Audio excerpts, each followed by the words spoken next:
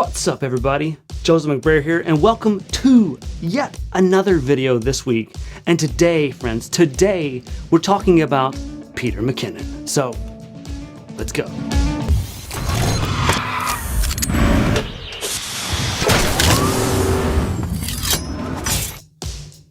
Alright, so today's video is an appreciation post for the man, the myth, the legend, none other than Peter McKinnon himself. That's right. Not sponsored. Canon video shooting, coffee drinking, tutorial making, what's in your pockets, Canadian filmmaker and photographer that we all love. At least all of us here on, the internet. Does this taste like Tim Hortons? Anytime you're learning a new skill, there are a couple of different ways you can go about it. But the most important way I think that all of us end up learning skills is from people who have been doing something longer than you have. Now, there are always people doing a craft on a higher, more proficient, more amazing, different level than yours.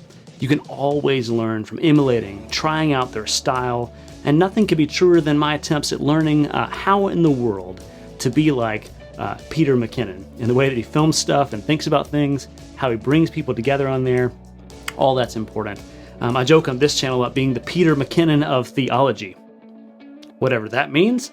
But one of those reasons that I like that bold statement so much is because there's so much of the church world that has such difficulty in conveying the remarkable messages we find in the Christian tradition through visual means, in ways that are frankly just actually meaningful and engaging with the ideas and cultures of the world.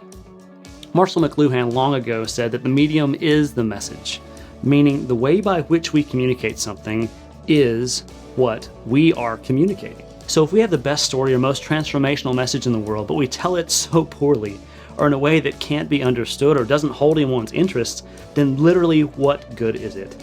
A large part of what makes people attracted to the work of Peter McKinnon is his ability to convey a story, whether that's through a single photograph or maybe even just the backstory of that photograph. I mean, think about his movie and film, The Bucket Shot. Pretty remarkable stuff.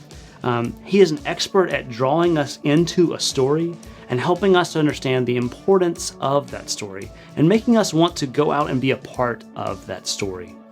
Everything from how he talks thoughtfully about his family, about being a dad, a spouse, showing his kids seldomly, those things all show us that he's a person who actually and genuinely cares about the world. The way he treats others both on camera and off, including the ways he gives, some good practical jokes and otherwise, but he does all of that in a happy and fun way, but in an honest way that allows us to see his personality, hear some of what he struggled with in the past about being himself, and then also how he's living into who he is made to be. I mean, he's absolutely appears to be a delightfully kind human and Canadian.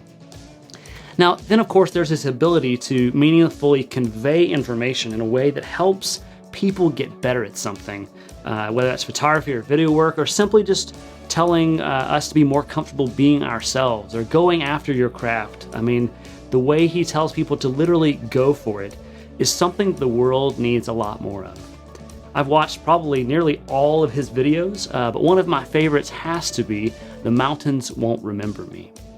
I mean, it's a beautifully filmed and is peak Canadian landscape goodness, but also just the way he uses narrative and his own story woven into the mountains about our permanency and impermanency of humans is just a remarkable way to tell a story. And so I, want to try and emulate that.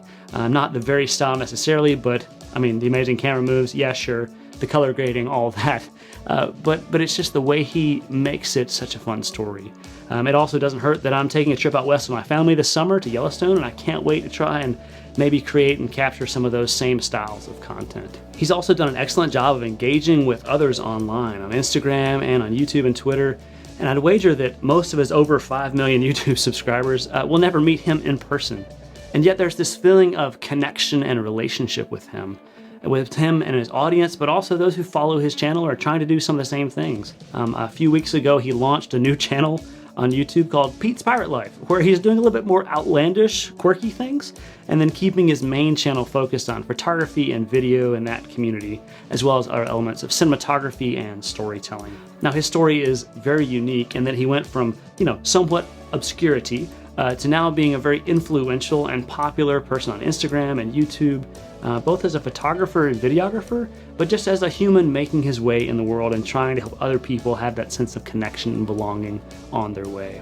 Now, one thing I appreciate so much about his work over the years is his ability to share well how he has failed or messed up, or about his own misgivings about what he's doing.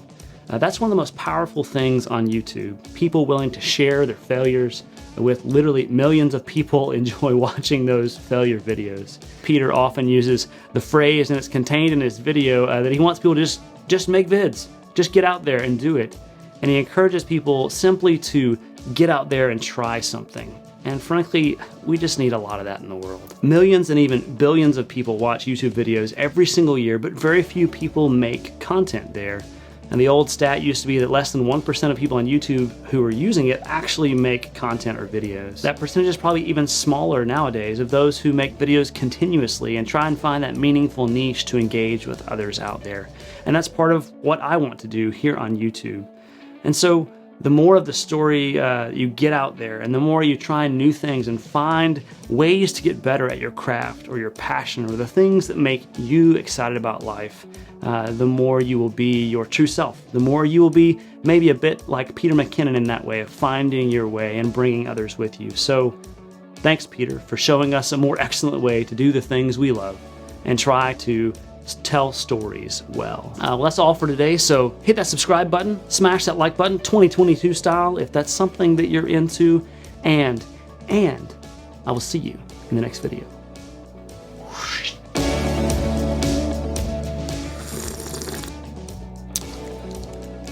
Is this as good as Tim Hortons? Probably need to do some travels to see about that. Is there a Canadian YouTuber's city tour or something like that?